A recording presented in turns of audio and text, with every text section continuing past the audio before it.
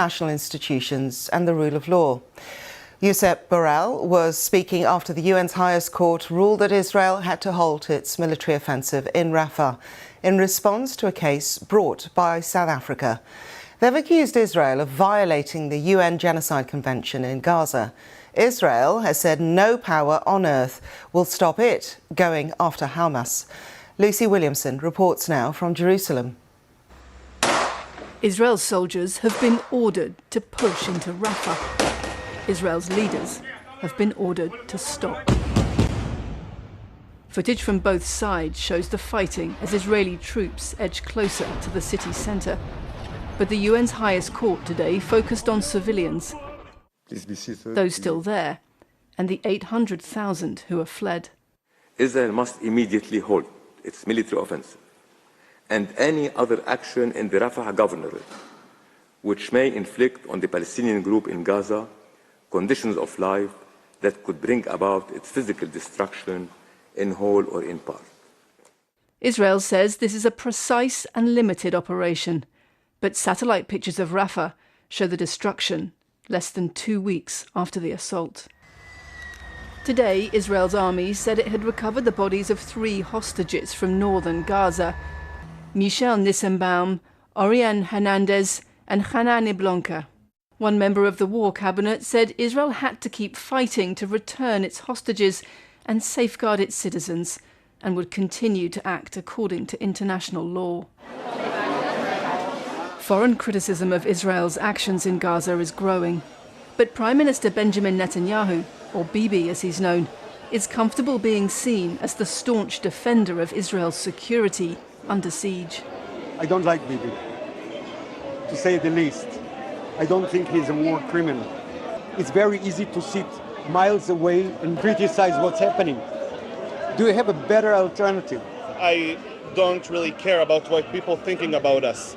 You can see that if we do care about what people think us, so we should stop the war. No, we are here. We are Israel. Therefore, it's really important us to have a support, and we don't get it.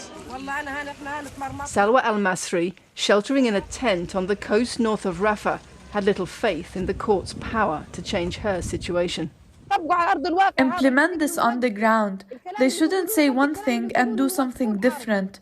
Today, they say they want to stop the war, but the massacres are only increasing. The Rafah offensive has blocked key aid routes through southern Gaza. Supplies brought in via a new US pier, quickly looted. The court today ordered Israel to reopen the Rafah crossing. New battle lines in this war, driven by promises on both sides to protect civilians. Lucy Williamson, BBC News, Jerusalem.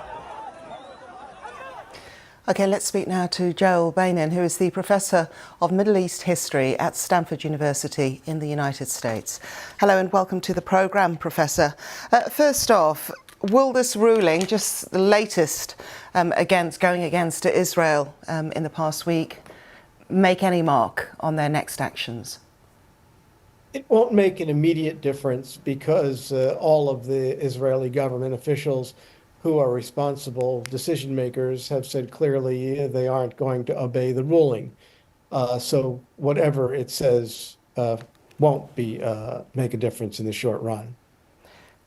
So what is all this amounting to? We had the ICC arrest warrants. We've now got this.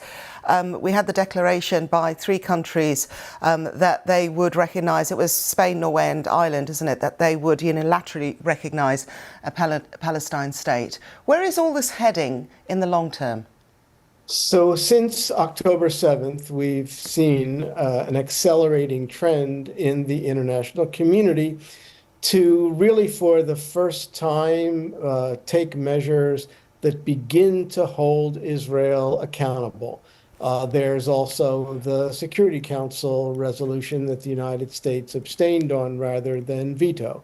So Israel is becoming gradually more and more isolated. The United States, to the extent that it, without reservation, supports Israel, as it has been doing, is also becoming more and more isolated.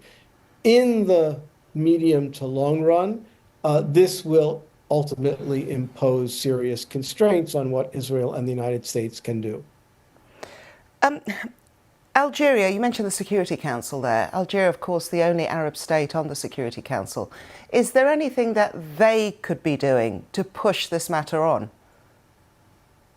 They could be doing many things, but by and large, most of the Arab countries have never really stood up to support Palestinian rights.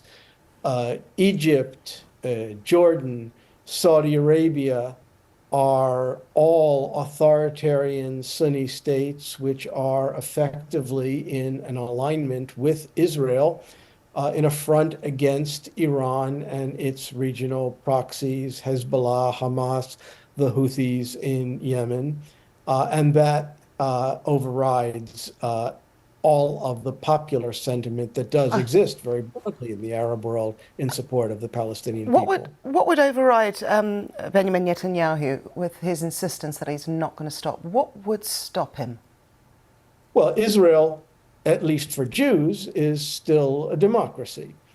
There were, in the months before the Hamas October 7th attack, demonstrations of hundreds of thousands of Israelis every week demanding ultimately that Netanyahu resign. And those demonstrations have in the last month or so resumed and have become quite large. There'll be another one tomorrow evening as well.